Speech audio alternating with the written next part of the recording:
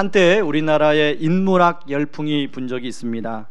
그래서 많은 사람들이 지금도 인문학 독서의 중요성을 인식하고 있습니다.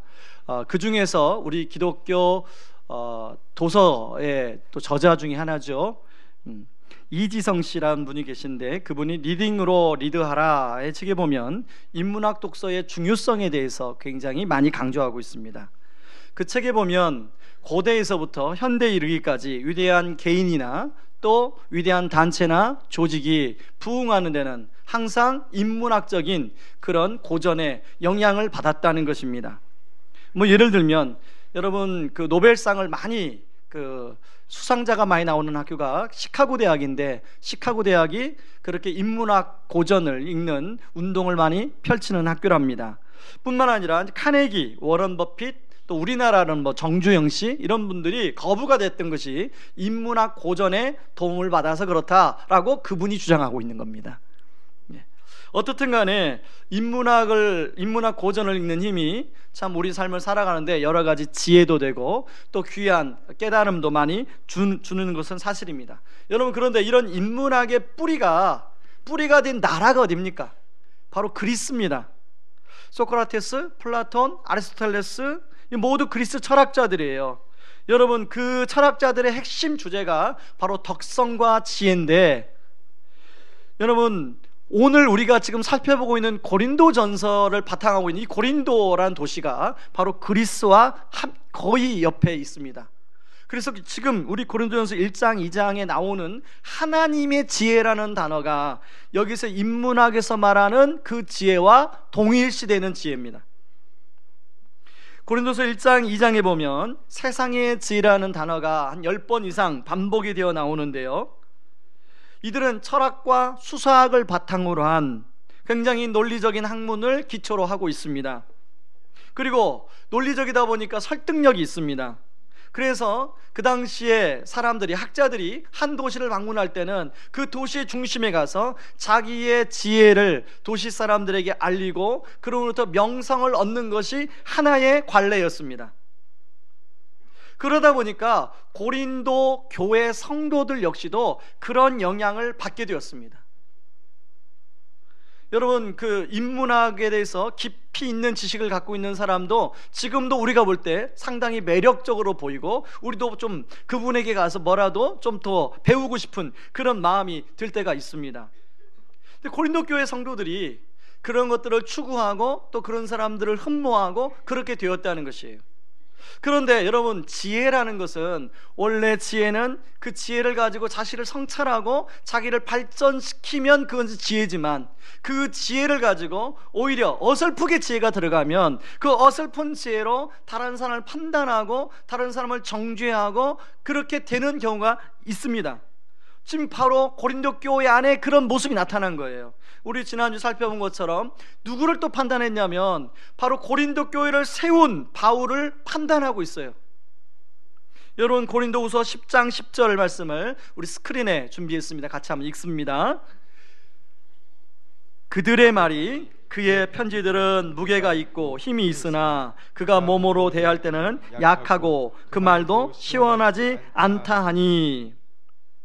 지난주에 말씀드린 것처럼 그런 세상의 지혜의 중심에 있는 철학자들은 소피스트 철학자들인데 말을 굉장히 잘합니다.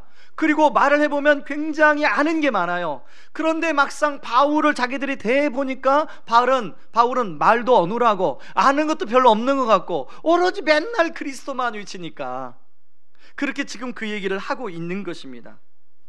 그래서 바울을 판단하는 게 어떤 게 문제가 되냐면, 바울이 전한 복음까지도 흔들리고 있는 거예요. 바울이 1년 반 전에 자기들에게 복음을 전했는데 그 복음까지도 이제 자신들의 가슴 안에서 진리로 남아있지 않고 오히려 세상의 지혜에 더 많은 에너지를 쏟고 있는 고린도 교회 성도들의 소식이 바울의 귀에 들려져 온 것입니다. 바울만 판단한 게 아니라 그런 자질의 지혜를 가지고 서로 판단하다 보니까 지난주에 말씀드린 것처럼 분열과 분쟁이 고린도 교회 안에 일어나게 되었습니다. 여러분, 제가 지난주 말씀을 전하면서 복음적 겸손이라는 단어를 제가 말씀을 드렸는데요, 여러분, 복음적 겸손의 핵심은 자기를 의식하지 않는 삶입니다.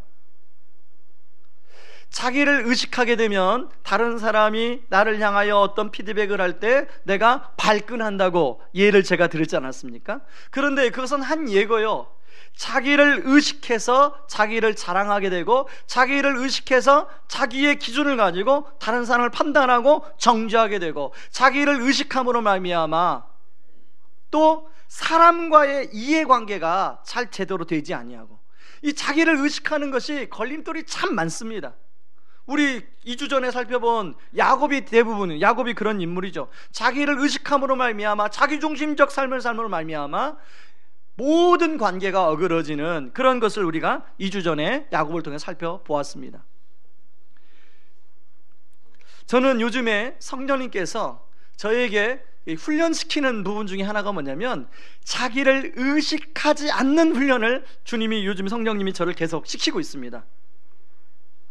예를 들면, 여러분, 그 집안에 이렇게 있다 보면 그 자녀들에게 이렇게 잔소리를 하게 됩니까? 안 하게 됩니까?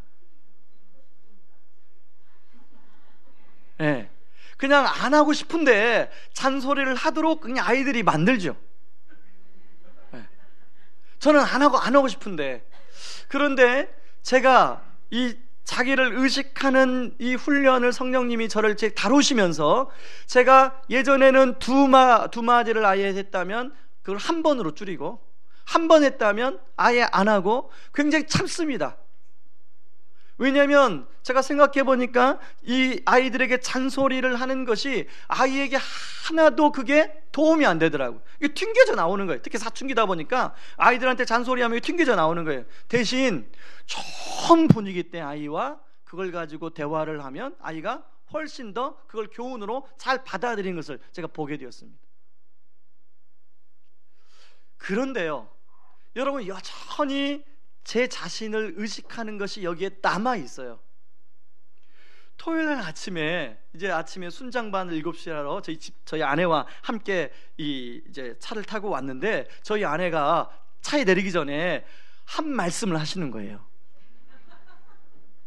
그런데 그 말씀에 대해서 제가 굉장히 표정 관리를 잘하고 수용을 이렇게 잘 했는데, 여전히 제 안에서는 자기를 의식하여서 좀 불편함이 남아있는 것을 제가 느끼겠더라고요. 그게 뭐냐면, 여전히 자기를 의식하지 않고 자기를 내려놓고 비우고 하는 것이 성령님 훈련시킨 훈련인데, 이게 쉽지 않다는 거죠. 여러분 어떻습니까? 예. 우리 찬양대만 대답을 하시는데 여러분도 다 대답하셨을 줄 믿습니다. 여러분, 바울이 이렇게 자기를 의식하여서 다른 사람을 판단하고 또 다른 사람을 정죄하고 또 자기 자랑을 하는 이 고린도 교회 성도들에게 니네들 자기 의식하지 말라 그렇게 말하지 않고, 그 핵심과 본질에 대해서 다시 한번 이야기를 해주고 있는데요, 바울이 두 가지, 하나님이 이미 바울을 통해서 1년 반 전 동에 주셨던 두 가지 하나님의 선물을 다시 상기시키고 있는 것을 볼 수가 있습니다. 그 첫 번째가 뭐냐면 참 지혜가 무엇이냐는 거죠. 바로 참 지혜는 그리스도의 십자가라는 것입니다. 여러분, 사도행전 17장 18절에 보면 이 고린도전서 1장 2절에 나오는 세상의 지혜의 핵심이 에피쿠로스 학파와 스토아 철학파라는 것을 알 수가 있습니다. 여러분, 모든 철학이 그렇듯이 인간의 근원이 어디냐, 우주의 근원이 어디냐가 이게 철학의 시작 아닙니까? 특히 에피쿠로스 학파는 인간이 어떻게 하면 행복하고 어떻게 하면 평온하게 살 수 있느냐가 화두였어요. 그러다 보니 철학적 중심에는 확고한 논리가 있습니다. 그런데요, 이런 세상의 지혜는 한계를 가지고 있는데, 고린도전서 1장 21절에는 뭐라고 나오냐면 그 한계를 이렇게 합니다. 그런 세상의 지혜로는 하나님을 알 수도 없고 깨닫지도 못한다라고 이야기합니다. 여러분, 세상의 지혜가 나쁜 게 아니에요. 세상의 지혜를 통해서 우리가 많은 것을, 실제로 신앙생활하는 저도 여러분도 많은 것을 얻을 수가 있습니다. 그런데 그 세상의 지혜로는 하나님을 깨닫지 못하는 거예요. 왜냐하면 그 세상의 지혜의 출발이 한 성경에서 말하는 인간의 출발하고 잘못됐기 때문에 성경에서 말하는 인간의 모든 문제의 출발은 죄에서 시작이 됩니다. 인간이 하나님 뜻대로 살지 않은 자기 고집을 피우고 자기 주장대로 살았던 죄에서 출발하는데 그런 철학들은 거기서 출발하지 않아요. 그러다 보니까 철학의 핵심이 진리를 찾는 것인데 결국은 진리에 도달하지 못하는 거죠. 그래서 세상의 지혜가 하나님을 깨닫지 못하는 한계에 도달한다는 것을 바울이 이야기해 주고 있습니다. 지금 고린도 교회 성도들은 그 세상의 지혜가 바울이 전하는 복음보다 훨씬 더 깊이가 있다라고 느끼고 있는데, 바울은 세상의 지혜가 하나님의 지혜를 도달하지 깨닫지 못한다고 한계를 그어서 이야기하고 있습니다.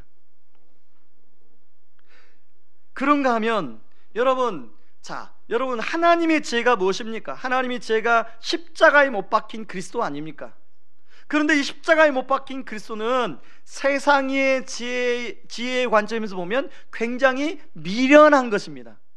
여러분, 오늘 고린도전서 1장 2절에 그 미련한, 전도의 미련한 것 이렇게 나오는데, 이 미련하다라는 단어는 NLT에서는 어떻게 번역하면 난센스 이렇게 번역합니다.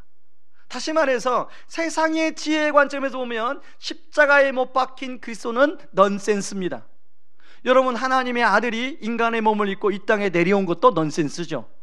그런데 그런 하나님의 아들이 이 땅에서 부귀영화를 누려야 되는데 인간의 죄를 안고 십자가에 못 박혀 죽으신 것도 넌센스예요. 그렇게 능력 많으신 분이, 그리고 그 하나님 뭐가 인간이 이쁘다고 인간의 모든 죄를 안고 인간의 죄를 다 사해 주신 것도 넌센스예요. 세상의 지혜의 관점에 보면 전혀 이해가 안 되는 넌센스입니다.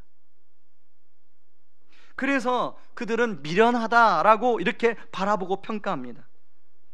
그런데 이 세상의 지혜의 관점에서 말도 안 되는 이 십자가와 그 복음을 통하여 사람들이 자신의 죄 문제에서 벗어나고, 그리고 사람들이 정말로 추구하는 참 기쁨과 평안을 그 복음을 듣고 누리게 된다는 것입니다. 여러분, 1장 23절, 24절, 특별히 1장 24절 말씀을 같이 한번 보겠습니다. 1장 24절을 같이 한번 읽습니다.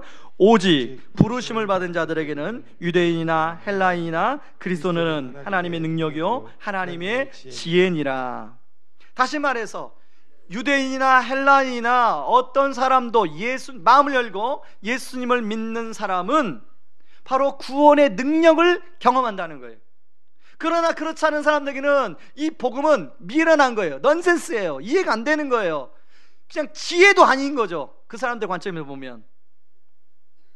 여러분, 바울이 예수를 만나고 이제 그 아라비아 광야에서 가서 복음을 공부하고 연구하고 집대성에서 바울 신학을 만들었다고 제가 말씀드리지 않았습니까? 그 바울이 깨달은 복음, 바울이 깨달은 예수 그리스도, 바울은 사실은 세상적인 지식이 굉장히 많은 사람이에요. 여러분, 바울이 그걸 뭐라고 고백하냐면 2장 2절을 보세요. 2장 2절에 이렇게 얘기합니다. 내가 너희 중에서 예수 그리스도와 그가 십자가에 못 박히신 것 외에는 아무것도 알지 아니하기로 작정하였습니다.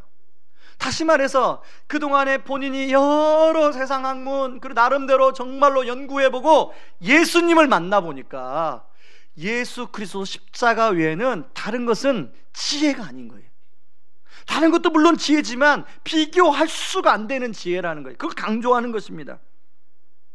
여러분, 이 말씀을 다른 번역본에 보면 내가 예수 그리스도의 십자가만 알기로 집중하겠다 이렇게 표현되어 나옵니다.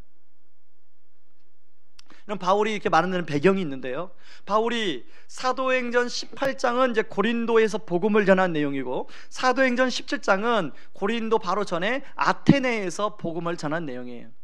아테네에서 이제 철학자들 앞에 복음을 전하면서 바울이 철학자들과 의사소통을 하려고, 그래야 복음을 전하니까 의사소통을 하려고 철학자들의 관심과 주제를 가지고 접근합니다. 그리고 철학자들이 자주 사용하는 그 책에 나오는 내용을 가지고 인용해서 복음을 전해요. 그것이 몇 절이냐면 사도행전 17장 24절 25절 말씀입니다. 같이 한번 읽어봅니다. 스크린 나옵니다.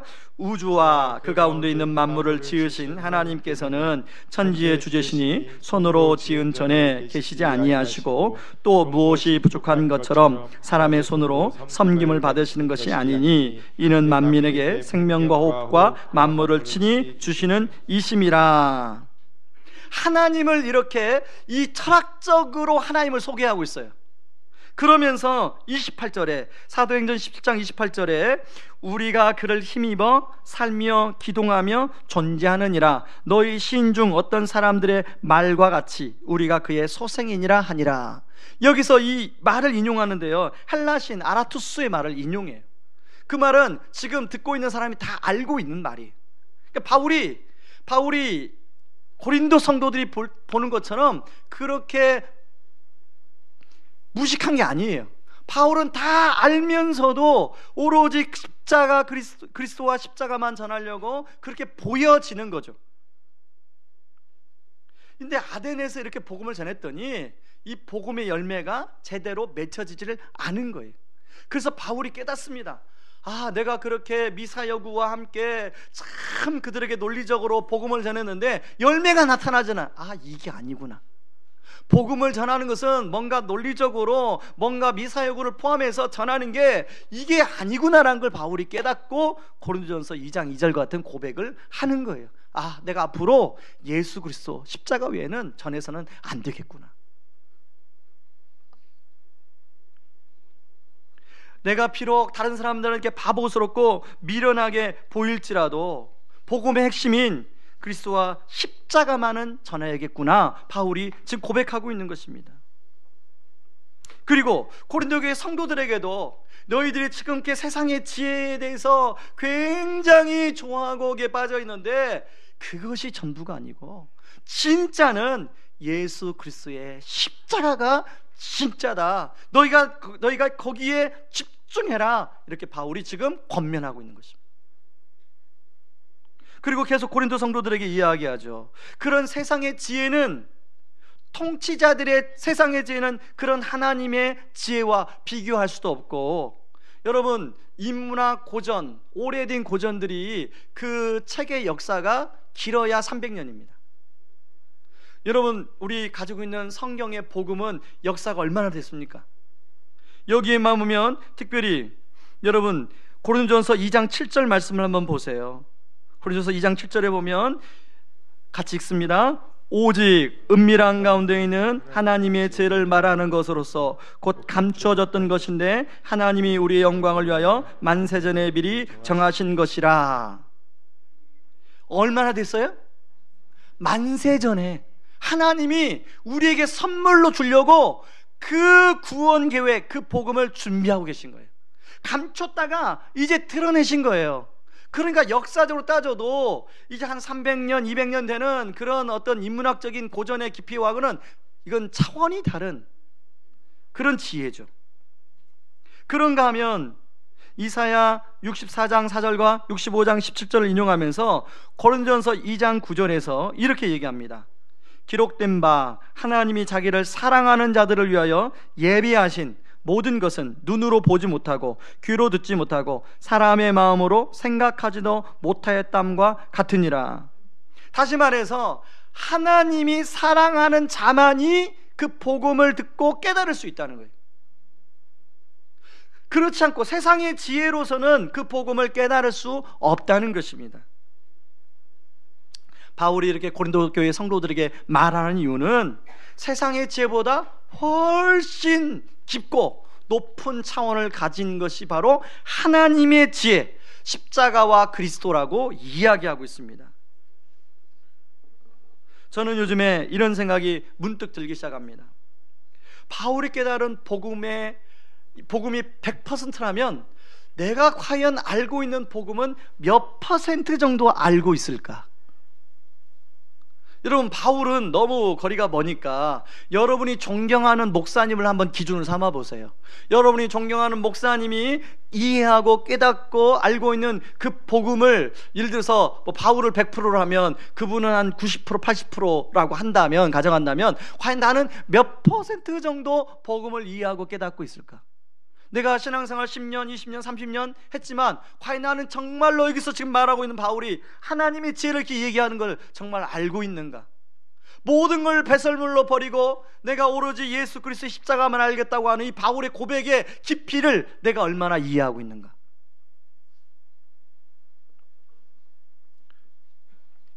그런 면에서 요즘에 그런 생각을 많이 합니다. 나만 잘하면 되겠다.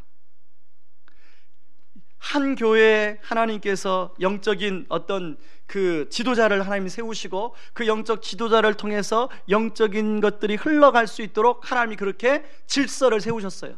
그래서 그 생각이 드니까 이 교회의 지도자로 세운 나만 정말로 제대로 복음에 잘 깨어 있으면 그것이 저를 통하여 우리 성도들에게 흘러가겠구나, 그런 생각이 들더라고요. 제가 제대로 복음을 이해하면, 더 복음을 잘 이해하면 잘 이해된 복음이 제자훈련 가운데, 사역훈련 가운데, 순장반 가운데, 다락방 가운데 흘러가겠구나, 그런 생각이 들더라고요. 제가 제대로 복음을 이해해갖고 제가 그 복음을 삶으로 녹여내면 바로 우리 아이들에게, 우리 가정에, 우리 교역자들에게 제대로 흘러가겠구나, 그런 생각이 들더라고요. 제가 왜 그런 생각이 드냐면요, 제가 작년에 이해하는 복음과 올해 이해하는 복음이 달라요. 제가 재작년에 이해하는 복음과 작년에 이해하는 복음과 올해 지금 이해하는 복음이 달라요. 제 느낌이 그래요. 그러다 보니까 그 혜택을 제 가까이 있는 사람들이 누리게 되더라고요. 제가 복음을 얼마나 이해하고 그걸 복음으로 복음이 삶으로 녹여내집니까? 바로 아까 그랬잖아요, 잔소리가 줄어들어요. 애가 스트레스를 덜 받아요. 집사람이 어떤 얘기를 해도 그것에 대해서 옛날의 반응과 지금의 반응이 점점 달라져요. 여러분, 제가 이런 말씀드리지만요, 여러분의 부부관계, 이것이 정상 아니에요. 여러분 덤덤한 부부관계, 이게 정상이 아니에요. 정상이 아니에요. 여러분 회개하셔야 됩니다. 그 진짜 회개하셔야 돼요. 저는 안 믿는 사람들만 각방 쓰고 안 믿는 사람만 서로 대화를 안 하고 그런 게 아니라, 여러분 신앙생활 잘하는 분들도 아내 따로 남편 따로 관심이 달라요. 더 이상 대화가 안 되니까 대화를 시도했는데 몇십 년 살아보니까 대화가 안 되니까 그냥 따로따로 생활해요. 물론 헤어지지 않고 한 집에 살죠. 그건 정상이 아니에요. 여러분, 정상이 아니에요. 왜 그럴까요? 복음을 이해하지 못해서 그래요. 자기를 의식해서 그래요. 여러분, 우리가 나이가 들어갈수록, 신앙생활을 하면 할수록 제대로 된 복음을 이해하게 되면 정말로 남편과 아내 사이에도 그렇게 덤덤하게 살아갈 수가 없어요. 그래서 제가 나만 잘하면 되겠구나, 제가 더 복음을 잘 이해해서 그것들을 우리 성도들이 더 녹여내서 흘리면 우리 성도님들이 그게 잘못됐다는 걸 깨닫고 돌아오지 않을까. 여러분, 지금 바울이 왜 지난주에 이어서 2장에서도 왜 하나님의 지혜에 대해서 이렇게 열변을 토하냐면, 니들 그렇게 살면 안 된다, 그렇게 하지 말아라, 그렇게 하지 아니하고 가장 본질적인 하나님의 지혜를 이야기하는 것은 그 하나님의 지혜, 그 복음 안에 그런 모든 엑기스가 담겨져 있기 때문에 그렇습니다. 여러분, 바로 이 십자가와 그리스도가 여러분 삶에 더 녹아져서 여러분의 가정이 변하고 여러분의 자녀들의 삶에 영향을 미치고 여러분의 직장과 여러분의 사업장에 영향을 미치는 그런 은혜가 있기를 주님의 이름으로 축원합니다. 그런가 하면요, 두 번째 선물인데, 참 능력이 무엇이냐, 그 성령의 능력을 너희들은 누리고 사느냐, 바울이 고린도 성도들에게 이야기하고 있습니다. 여러분 4절과 5절 말씀을 같이 한번 읽습니다. 같이 읽습니다. 내 말과 내 전도함이 설득력 있는 지혜의 말로 하지 아니하고 다만 성령의 나타나심과 능력으로 하여 너의 믿음이 사람의 지혜에 있지 아니하고 다만 하나님의 능력에 있게 하려 하였노라. 바울은 앞에서 이 세상의 지혜와 하나님의 지혜를 대조하고 이제 10절에 9절 넘어와서는 세상의 지혜와 하나님의 능력, 성령의 능력을 대조하여 설명하고 있습니다.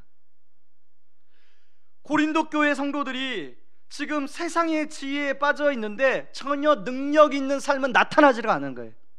뭔가 교회도 나와서 예배도 드리고 모임도 갔는데 성령의 능력은 전혀 나타나질 않는 거예요. 지금 바울이 답답해서 이 얘기를 하고 있는 것입니다. 여러분 2장 3절 한번 보시기 바랍니다. 2장 3절 말씀, 2장 3절 같이 읽습니다. 내가 너희 가운데 거할 때 약하고 두려워하고 심히 떨었노라. 여러분, 바울의 이러한 모습을 보고 고린도 교회 성도들이 판단해요.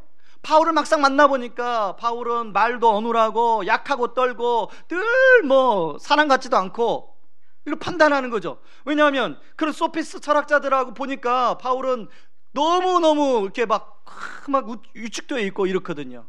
여러분, 이 2장 3절에 이 바울이 의도적일까요? 아니면 진짜 고린도 사람들이 무서워서 그랬을까요? 여러분 4절 5절에 보면 답이 나와요.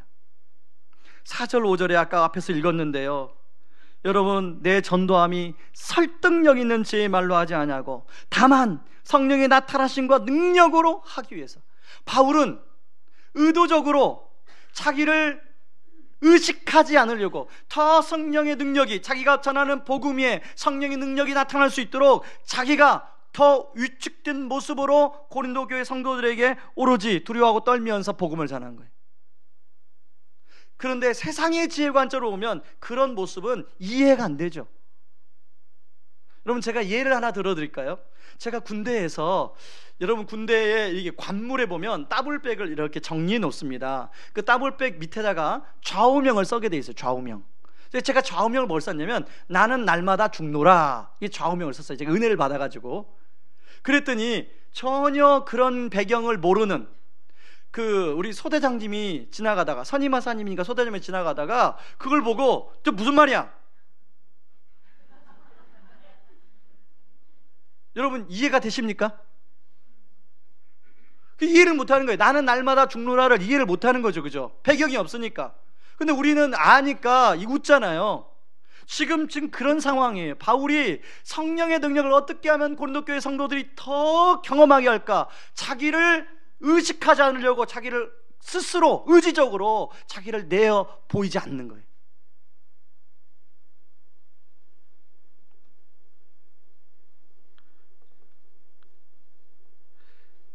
세상의 지혜를 붙들고 있는 고린도 교회 성도들에게 성령의 능력의 크심이 어떤가를 바울이 가르쳐 주기 위해서 그래요. 여러분, 고린도전서 2장 10절에 보면 바울이 계속 이야기합니다.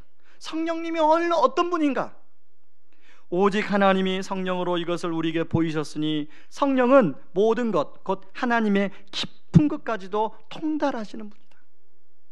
너희들이 하나님의 지혜로 나름대로 깊이를 알고 하지만 정말로 하나님이, 성령님은 하나님의 깊은 것까지도 통찰하시는 분이다.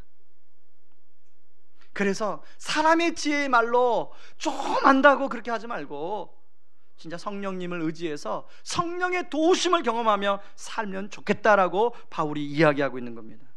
여러분, 저는 이 본문 말씀을 사실 오늘 새벽 3시에 일어나서 말씀이 안 잡혀서 새벽 3시에 일어나서 다시금 보면서 어떤 묵상을 하게 되냐면, 이 고린도전서 2장을 바울이 쓰면서 어떤 마음으로 썼을까? 바울이 지금 고린도 교회 성도들을 어떤 관점으로 바라보고, 하나님은 고린도 교회 성도들을 어떤 관점으로 지금 바라보고 있을까 하는 생각이 들었어요.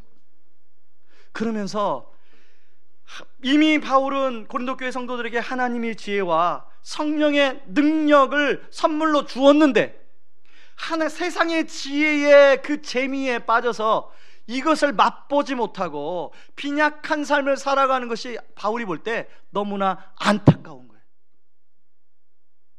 하나님 보실 때 너무나 안타까운 거예요. 여러분, 우리의 모습은 어떻습니까?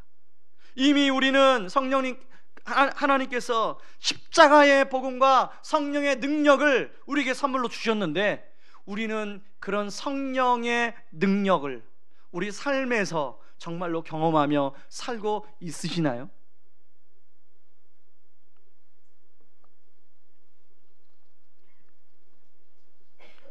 여러분 로마서 8장 26절에 보면 이런 말씀이 나옵니다. 같이 한번 읽어봅니다. 이와 같이 성령도 우리 연약함을 도우시나니 우리는 마땅히 기도할 바를 알지 못하나 오직 성령이 말할 수 없는 탄식으로 우리를 위하여 친히 간구하시느니라. 여러분 우리가 살다 보면 때로는 어떻게 기도해야지도 모르는 그런 상황을 맞닥뜨릴 때가 있어요. 어떤 상황이 딱 맞닥뜨리면 도무지 어떻게 기도해야 할지 생각이 안 나요. 근데 그럴 때 우리 성령님이 어떻게 해주신다고 나와 있습니까? 말할 수 없는 탄식으로 우리를 위해서 친히 기도해 주신대. 여러분 성령님은 우리가 굉장히 좀 어려운 상황에 있을 때 말할 수 없는 탄식으로 해서 우리를 쫙 기도해 주시는데, 우리는 성령님의 뜻과 상관없이 자꾸 세상의 지혜와 세상의 방법으로 그 문제를 해결하려고 한다면 이게 핀트가 안 맞으면 어떻게 되죠? 여러분 핀트가 안 맞으면, 지금 북한에서 GPS 교란해가지고 핀트가 안 맞으니까 배들이 출항을 못 하잖아요. 여러분 핀트가 안 맞으면 아무리 가도 이게 그냥 방황하다가 물고기 한 마리도 못 잡고 돌아오는 그 배나 똑같은 거예요. 인생이 그런 겁니다. 성령이 말할 수 없는 탄식으로 기도할 때 우리가 그 성령님께 나아가 엎드리면 성령님의 기도와 나의 생각과 일치가 돼. 그렇게 될 때 우리 삶에 진척이 있고 우리 삶에 의미가 있고 우리 삶에 열매가 나타나는 줄 믿습니다.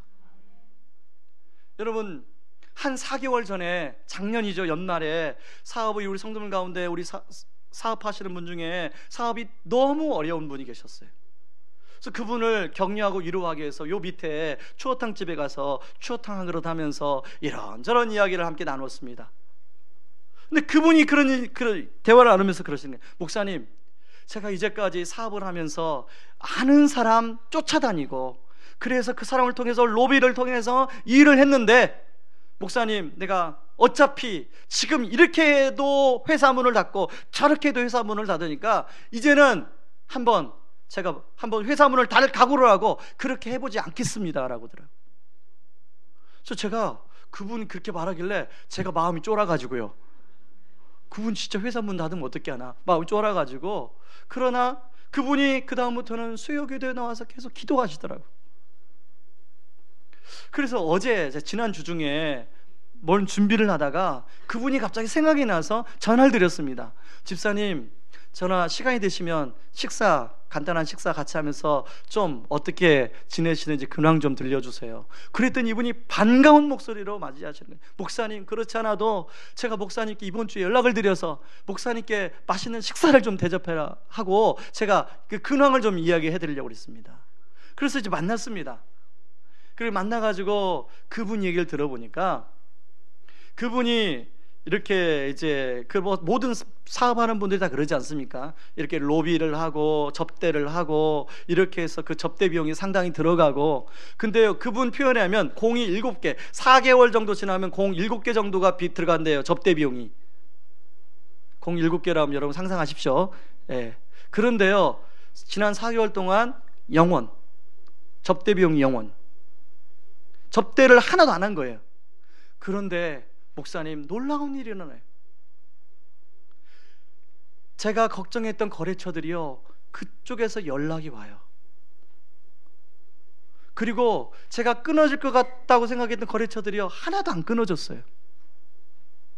그리고 최근에는 굉장히 회사적으로 이 어려운 문제인데 이것을 참 나름대로 풀려고 애를 썼는데, 모든 직원들이 애를 썼는데 기적적으로 그것이 해결이 됐어요.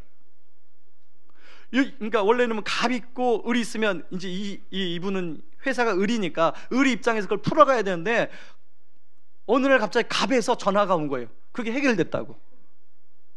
그러니까 이분은 궁금한 거예요. 그게 어떻게 해결됐나. 그래가지고 자기가 아는 정보를 가지고 막 그걸 또 어떻게 해결했나 알아보셨대요. 그랬더니 성령님이 그런 마음을 주대. 그거 내가 했으니까 알아보려고 하지 말아라. 뭐 알아봐도 알아볼 길이 없고. 그러면서 그분의 고백이 뭐냐면, 목사님, 성령의 도우심을 경험하는 삶, 이것이 정말로 기뻐요. 여러분, 이런 성령의 도우심에, 실제적인 도우심에, 특별히 우리 취업을 준비하는 우리 청년들, 여러분, 정말로 우리 말할 수 없는 탄식으로 우리 성령님이 여러분을 위해서 기도하실 텐데, 그것이 여러분의 인생의 어떤 생각과 핀트가 잘 맞아서 나아갈 수 있기를 바랍니다. 그러기 위해서는요, 하나님 앞에 나오셔야 돼요. 여러분이 개인적 기도의 골방에 나가시든, 여러분이 아침에 큐티를 통해서 주님을 만나시든, 아니면 새벽 기도를 나오시든 수요기도를 나오시든 하나님의 은혜의 보좌 앞에 나오셔야 돼요. 그래서 거기서 같이 핀트를 맞추는 시간을 가지셔야 돼요. 제가 사진 하나만 보여드리고 말씀을 마무리하겠습니다. 여러분, 제가 저 사진을 저도 어제 처음 봤습니다. 저분이 신낙도 선교회의 우리 반봉혁 장로님이세요. 제가 저분을 어떻게 알게 됐냐면, 지난 주 중에 제 동생이, 양산에 있는 제 동생이 자기 교회 이제 전도 집회, 간증 집회가 있다고, 은혜를 받았다고 전화가 왔더라고요. 그러면서 형, 내가 너무나 은혜를 받아서 그 장로님, 간증하신 장로님 책 2권을 형한테 택배를 보낼 테니 형 꼭 읽어보고 형에게 도움이 됐으면 좋겠어요. 그리고 그 책이 어디 왔냐면 어제 오후에 사무실에 도착을 했어요. 그래서 제가 책을 다 읽지 못했습니다. 저분이요, 지금 한 기업체에, 조그만 중소기업체 임원을 하고 계시면서 낙도를 돌아다니면서, 조그만 배 타고 낙도를 돌아다니면서 복음을 전하시는 그런 사역을 하고 계세요. 근데 저분이 그 일을 하기 20년 전에 이제부터 시작했는데, 그 일을 처음 하게 된 계기가, 이제 낚시를 하러 낙도를 갔는데 목이 말라가지고 물을 달라고 하니까 가보니 먹는 물이 없더래요. 그리고 빗물을 받아가지고 그걸로 얼굴을 씻고 이러더래요. 그걸 보면서 저분들에게 생수를 배달하고 내가 알고 있는 예수님을 전해줘야겠구나, 그 생각을 해서 그걸 시작을 했대요. 그래서 20년 동안 했는데요, 몇 명을 전도한지 아십니까? 85,000명. 2부 때는 이렇게 반응할 줄 알았습니다. 1부 때는 워낙 담대한 사람이 많아가지고 반응을 안 하시더라고요. 그 중에요, 제가 책을 다 읽어볼 수가 없어가지고 제가 한 케이스만 제가 여러분들 보여드려요. 사진을 좀 보여주세요. 이분이요, 대중목욕탕에서 스님을 전도했어요. 목욕탕에 갔는데 자기 탕 안에 무슨 탕 있잖아요. 자기 탕 안에 딱 스님하고 자기하고 둘만. 그런데 이 스님 보니까 이 스님이 이렇게 배가 불러서 많이 아프신 것 같다는 생각이 들더래요. 그래서 복음을 전했대. 성령님이 마음에 감동을 주셔서 복음을 전했는데, 이 스님이 그 복음을 듣고 그 자리에서 영접기도를 한 거예요. 영접기도한 눈물을 툭툭 흘리며 영접기도를 했어요. 그리고 그 다음 주에 이 장로님 섬기시는 교회에 나와서 저렇게 출석해가 사진을 찍었어요. 오늘 새벽에 이제 아침에 저 집사람한테 이 스님 얘기를 그냥 해줬더니, 저 집사람이 그 스님 아마 경력이 짧은 스님일 거야. 우리 그럴 수 있잖아요. 약간 이렇게 뭔가 자기 교리에 대한 확신이 없어서. 근데 저분이요, 67년 동안 수행을 하신 스님이. 그리고 저분의 경력을 보니까 우리나라 웬만한 절들은 다 거치고요, 그리고 성철 스님의 보좌도 했어요. 그리고 미얀마, 그리고 불교 국가에서 수행을 12년을 했어요. 그러니까 상당히 그분의 조예가 깊으신 분이에요. 그냥 보통 분이 아니라. 그런데 그 반장로님에게 성령의 감동함을 주니까, 성령께서 그 마음의 문을 여시니까 그분이 마음을 열고 예수를 영접하더라는 거예요. 그리고 그 다음 주에 저렇게 교회 출석하고 그 다음 주에 그 스님께서는 암자에 가서 이제 여러 가지 있죠. 그 달마상, 달마 지도, 그리고 부처님 상, 이거 다 걷어가지고 소각시키고요. 저분이 스님 법복 입고 오셨잖아요. 옷이 그거밖에 없어요. 법복. 그리고 거기에 교패를 붙이고 오셨대. 성령이면 지금도 살아 역사하는 줄 믿습니다. 여러분, 우리가 이 성령의 실적인 도우심을 우리가 삶 속에서 경험해가는 저와 여러분이 되기를 주님의 이름으로 축원합니다. 우리 이 시간에 같이 찬양하고 기도하기를 원합니다.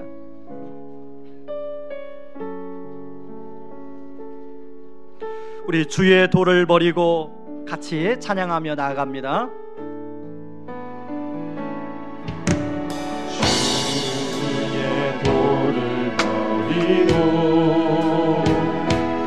헛된 꿈을 쫓던 우리는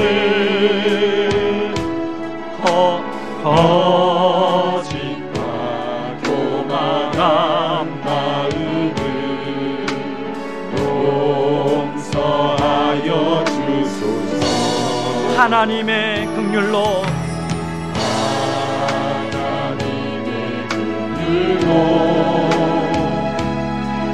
부끄러운 우리 삶을 덮어주소서. 우리의 소망, 우리의 구원 주께 간구합니다. 성령의 불로 나의 마음을 태워주소서. 성령의 불로 나의 영혼 새롭게 하소서. 여러분, 저는 말씀을 마치고 어떤 찬양을 우리 성도님들과 함께 할까 우리 교역자들로 상의하는 가운데 이 찬양을 같이 선곡을 하고 저는 그 생각을 했습니다. 바울이 하나님이 고린도 교회 성도들을 어떤 마음으로 바라봤을까? 어떤 마음으로 이 고린도 교회 편지를 썼을까? 바로 이 찬양의 가사가 아닐까 생각합니다. 고린도 교회 성도들이 지금은 세상의 지혜가 전부인 줄 알고 그렇게 살지만 그런 헛된 꿈을 버리고 정말로 성령의 불로 다시 회개하여 그리스도의 십자가의 복음을 붙들고 성령의 능력 안에 살기를 원하는 하나님 마음이 아닐까 생각합니다. 여러분, 우리 안에 고린도 교회 성도들 같은 마음이 없습니까? 여러분, 오랫동안 우리가 신앙생활 하지만 여러분 여전히 세상의 지혜와 세상의 방법으로 그렇게 살아가며 내 힘으로 살아가려고 하는 마음이 없습니다. 자기를 여전히 의식하고 살아가는 우리의 모습은 아닙니까? 이 시간에 이 찬양 2절을 찬양할 때 하나님, 그것들을, 나를 자기를 의식하는 모든 것들을 십자가에 못 박게 하여 주시옵소서. 그런 마음으로 아주 찬양하며 나아갑니다. 심한 고난을 받아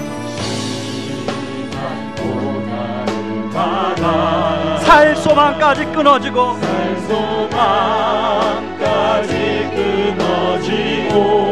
죽음과 같은 고통에서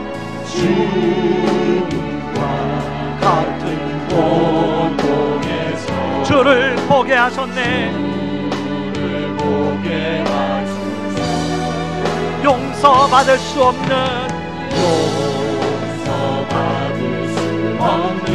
나를 위해 십자가에 달리셨으니 주 사랑에서 그 어느 누구도 끊을 수는 없으니 성령의 물로 나의 마음을 태워주소서. 성령의 물로 나의 영혼 새롭게 하소서. 한 번 더 성령의 불로 성령의 불로 나의 마음 태워주소서. 나의 마음을 태워주소서. 성령의 불로 나의 영혼 새롭게 하소서. 우리 이 시간에 기도할 때 여러분, 고린도 교회 성도들처럼 우리는 너무나 아직까지도 자기를 의식하며 살아가고 있지 않습니까? 그래서 다른 사람을 판단하고 다른 사람을 정죄하고 그리고 나를 자랑하고 여전히 다른 사람의 말을 잘 수용하지 못하고 하나님, 이런 자기를 의식하는 것 하나님 십자가에 못 박게 하여 주시옵소서. 대신 하나님, 그런 세상의 지혜가 아닌 하나님의 지혜를 붙들고 살아가게 도와주시옵소서. 십자가와 예수 그리스도의 복음을 더 깊이 이해하고 그것을 더 삶에 녹여낼 수 있는 은혜를 주시옵소서. 성령의 실제적인 도우심을 경험하며 살아가게 하여 주시옵소서. 우리 같이 기도하며 나아갑니다. 기도하겠습니다. 고마우신 하나님 아버지, 고맙고 감사합니다. 아버지 하나님, 우리가 아버지 하나님 여전히 아버지 신앙생활하면서도 여전히 자기를 의식하고 자기를 드러내고 아버지 그런 모습이 많아 있음을 아버지 고백합니다. 아버지 제가 아버지 자기를 의식하지 않도록 도와주시옵소서. 아버지 하나님, 자기를 의식하는 저를 십자가에 못 박게 하여 주시옵소서.